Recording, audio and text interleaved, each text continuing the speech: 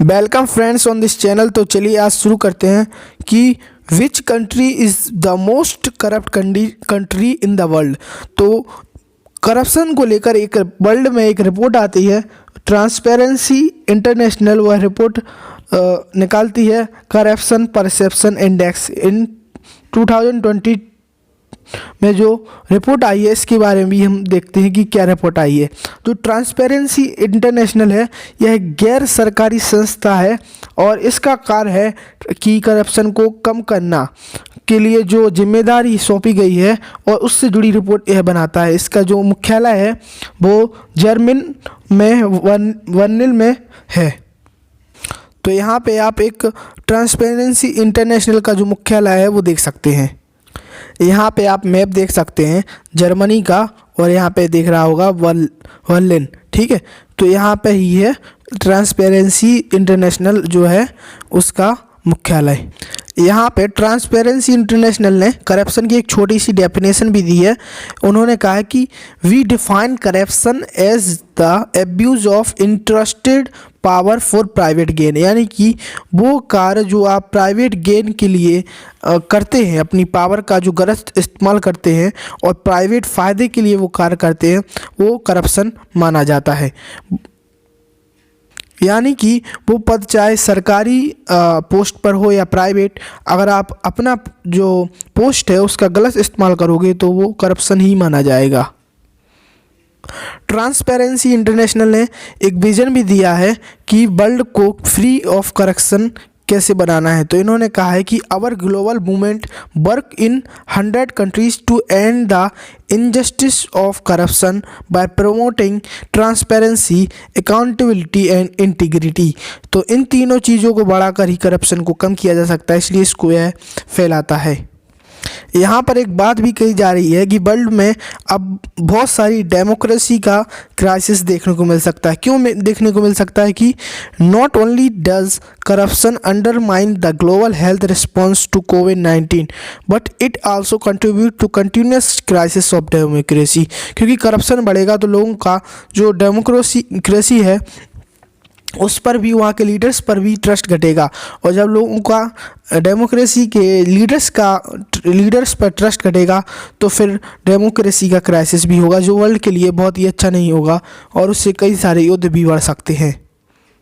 दोस्तों, बड़ों से बड़ी कोई भी इकोनॉमी हो, बिलियन ट्रिलियन में भी वो इकोनॉमी हो, अगर वहाँ के जो पॉलिसी मेकर हैं, वहाँ के जो बड़े बड़े पॉलिटिशियन हैं, अगर भ्रष्टाचार करते हैं या करप्शन करते हैं तो उससे जो उस देश को बहुत बड़ा नुकसान हो सकता है और अगर नुकसान होगा तो लोगों का उन पर ट्रस्ट घट सकता है और इस तरीके से डेमोक्रेसी पर एक क्राइसिस देखने को मिल सकती है। तो इस तरह की चीज़ें सामने आती हैं करप्शन से। अब हम देखेंगे कि करप्शन से जुड़ी जो रिपोर्ट है उसमें इस बार क्या चीज़ नई सामने आई है और कौन सी जो कंट्री है बहुत ज़्यादा करप्ट है और इंडिया का इसमें क्या हाल है। तो चलिए बने रहिए इस लेक्चर में। तो क्वेश्चन है, what is India rank out of 180 countries in the world press freedom index 2020। तो ऑप्शन ए है 150, बी 170, सी 142 एंड डी 99। तो कौन सी रैंक इसका आपको कमेंट बॉक्स में आंसर देना है। तो आइए अब देखते हैं ट्रांसपेरेंसी इंटरनेशनल ने जो जर्मनी की है रिपोर्ट निकाली है उसको 2020 की। लेकिन उससे पहले जो बिडेन क्या कहते हैं करप्शन के बारे में उसको हम समझ लेते हैं। तो जो बिडेन का करप्शन के बारे में कहना है कि corruption is a cancer that eat away at a citizens faith in democracy and diminished the instinct for innovation and creativity. तो यह है जो करप्शन है वो सिर्फ ना कि डेमोक्रेसी में फेथ कम करता है और एक नई चीज़ सामने आई है कि जो देश करप्शन में आगे हैं वहाँ पे इनोवेशन और क्रिएटिविटी भी कम देखने को मिलती है। इसलिए ज़्यादातर यूरोप के कंट्री हैं जहाँ पर करप्शन की वजह करप्शन के केसेस कम देखने को मिलते हैं और वहाँ से इनोवेशन और क्रिएटिविटी के केसेस ज़्यादा देखने को मिलते हैं। तो जैसे जैसे करप्शन बढ़ेगा उसके इनवर्सली प्रोपोर्शनल होगी इनोवेशन और क्रिएटिविटी, यानी कि इनोवेशन और क्रिएटिविटी घटेगी, ऐसा बिडेन का मानना है। और सिर्फ बिडेन का ही मानना नहीं है ऐसा ट्रांसपेरेंसी इंटरनेशनल का भी मानना है, उसकी रिपोर्ट भी यही बताती है।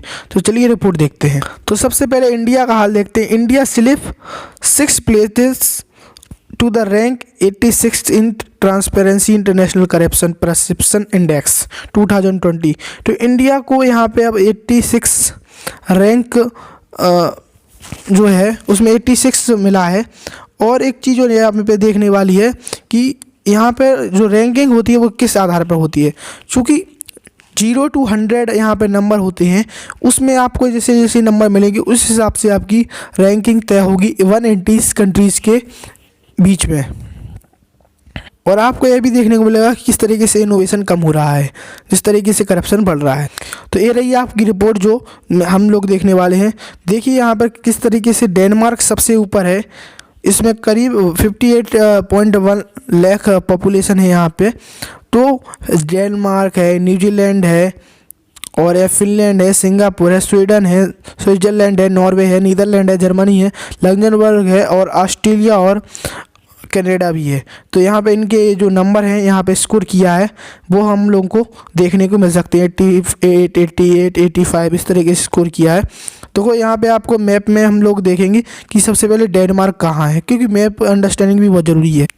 जी मैप में आपको दिख रहा होगा, ये रहा डेनमार्क। और डेनमार्क की कैपिटल क्या है? कोपेनहेगन। यहाँ पे हम कुछ और कंट्रीज़ की जो पोजीशन है वो यहाँ पर नोटिस करेंगे। तो फ्रांस यहाँ पर कौन से नंबर पर है? 23 नंबर पर है। और यहाँ पे भूटान 24 पर है। जो हम लोग को साउथ एशिया वाला रीजन है उसमें हम लोग को भूटान ही बहुत ऊपर वाले नंबर पर दिखेगा। चूँकि साउथ एशिया में कौन कौन से देश आते हैं? भारत है, भूटान है, नेपाल है और पाकिस्तान है। तो इस तरीके से देश आते हैं, लेकिन इसमें भूटान हमको आगे मिलेगा। भूटान छोटा देश है, वहाँ पे ज़्यादा रिसोर्सेस भी नहीं है, तो यहाँ पे करप्शन हम लोगों को कम देखने को मिलता है। क्योंकि और देशों को हम ऑब्जर्व करेंगे तो यहाँ पे हम लोग चाइना को ऑब्जर्व करेंगे। चाइना का जो स्थान है वो 78 नंबर पर है और चाइना हमसे आगे है। कितने नंबर? हम लोग 86 नंबर पर हैं। हम लोगों के पास 40 पॉइंट हैं और चाइना के पास 42 पॉइंट है। दोस्तों देखा जाए तो यहाँ पे ब्रिक्स जो कंट्रीज़ हैं, ब्रिक्स यानी कि ब्राज़ील, रसिया और इंडिया और चाइना और साउथ अफ्रीका, ये बहुत सारे कंट्रीज़ हैं, बहुत पीछे नज़र आते हैं हम लोग को। देखो यहाँ पे जो यूरोपीय कंट्री है बहुत आगे नज़र आते हैं। साउथ अफ्रीका है जो यहाँ पे 69 पर है 44 नंबर के साथ। तो यहाँ पे हम लोग देखें इस कंट्रीज़ में। और यहाँ पे हम लोग पाकिस्तान की पोजीशन भी देखेंगे। पाकिस्तान 124 है। तो हम लोग को अपने पीछे वाले को नहीं देखना, आगे वाले को देखना है, क्योंकि हम लोग को आगे बढ़ना है। तो इंडिया ने अभी कुछ ज़्यादा ग्रो नहीं कर पाया है। और सबसे बड़ी बात है कि इंडिया में करप्शन जो हुआ है वहाँ यहाँ पे कुछ पता नहीं चल रहा है लोगों को। इतना ज़्यादा करप्शन हो रहा है कि सिस्टम में कोई भी तरीके से झाँकेगा तो हर डिपार्टमेंट में, जैसे कि लाइसेंस डिपार्टमेंट में सबसे ज़्यादा करप्शन नज़र आता है। आरटीओ में देखोगे तो हर जगह आरटीओ को लाइसेंस जो मिलता है वो करप्शन के उस पर बेसिस पर ही मिलता है।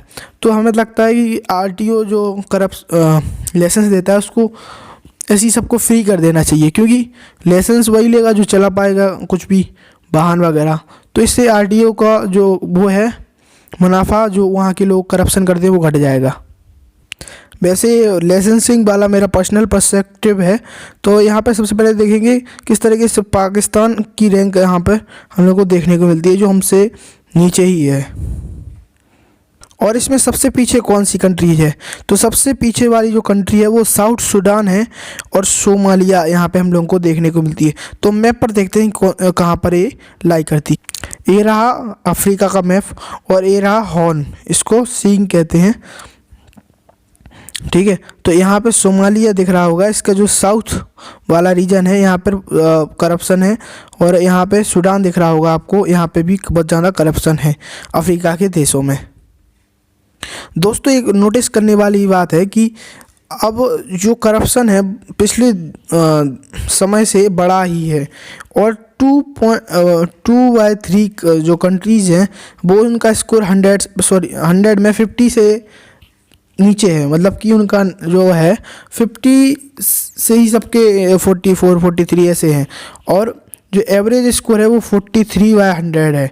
तो इस तरीके से करप्शन वर्ल्ड में बढ़ा ही है, उससे बहुत ज़्यादा भविष्य में बुरी चीज़ें हम लोग को देखने को मिल सकती हैं। तो इस चीज़ को रोकना होगा, और 2019 के अपेक्षा 2020 में ज़्यादा करप्शन हम लोग को देखने को मिल सकता है इस रिपोर्ट के अनुसार। और दूसरी बात यह है कि जब कोरोना पैंडेमिक के समय, इतनी बुरी हालत के समय पर भी करप्शन बढ़ा है, तो देखिए कितनी बड़ी यहाँ पर चीज़ें सामने आ सकती हैं, क्योंकि वर्ल्ड में वैसे ही हंगर और पुअर लोगों की संख्या बढ़ रही है। अमीर लोग अमीर हो रहे हैं और गरीब लोग और गरीब हो रहे हैं, ऐसी रिपोर्ट आई है। तो ऐसे में बहुत सारी गलत चीज़ें हम लोगों को देखने को मिल सकती हैं, जिसमें बहुत सारी वॉर भी देखने को मिल सकते हैं, गृह युद्ध भी हो सकते हैं।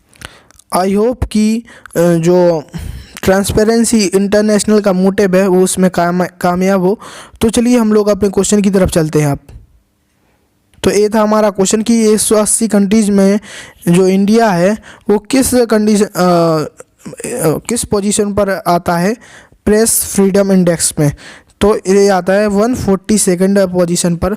दोस्तों एक बात और है, जहाँ पर भी प्रेस फ्रीडम इंडेक्स में लोग जो देश हैं वो आगे आए हैं, वो करप्शन में भी नीचे आए हैं। मतलब कि वो उन देशों में करप्शन भी कम हुआ है। तो अगर हमारे देश में फ्रीडम होगी, क्योंकि जब प्रेस को ज़्यादा फ्रीडम होगी और पेड मीडिया कम होगा, तो जो करप्शन है वो खुलकर सामने आएगा और लोग जो ट्रांसपेरेंसी ज़्यादा महसूस कर सकेंगे। तो अगर फ्रीडम प्रेस को ज़्यादा होगी तो करप्शन भी कम होगा। तो ये चीज़ें हमें समझनी होंगी कि हमारे देश को प्रेस फ्रीडम इंडेक्स में ऊंचा स्थान मिले। तो आज से जुड़े चीज़ में लेक्चर में इतना ही, और थैंक यू। अगर आपको वीडियो इन्फॉर्मेटिव लगा हो तो शेयर करें, लाइक करें, सब्सक्राइब करें। Thank you.